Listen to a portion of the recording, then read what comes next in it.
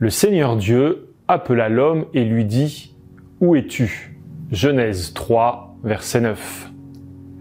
Après avoir mangé du fruit de l'arbre dans le jardin d'Éden, Adam et Ève ont peur et se cachent. La relation avec Dieu est abîmée, ainsi que la relation entre eux. Ils ne peuvent plus être l'un en face de l'autre tels qu'ils sont.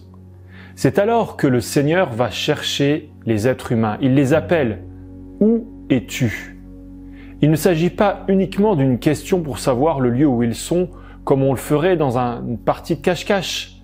Il s'agit bien plus d'une question existentielle.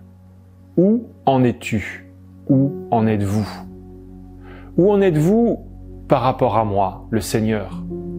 Pourquoi avez-vous peur de moi? Qu'imaginez-vous sur ma réaction? Où en êtes-vous par rapport à vos relations? Pourquoi ai-je peur de me retrouver face à l'autre? Où en êtes-vous par rapport à vous-même?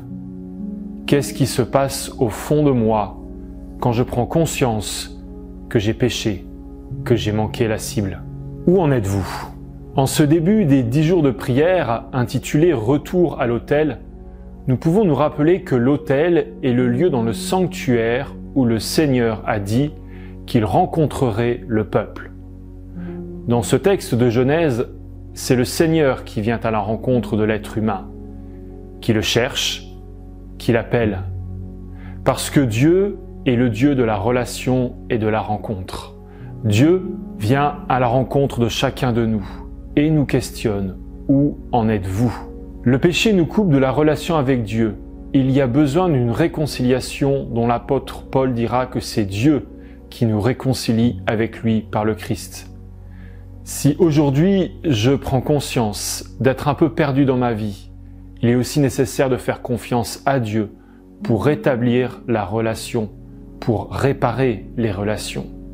Répondre à cette question personnelle « Où en es-tu » c'est répondre à l'appel de Dieu qui vient à notre rencontre pour que nous puissions vivre la réconciliation.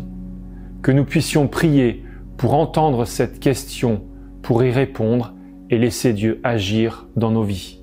Amen.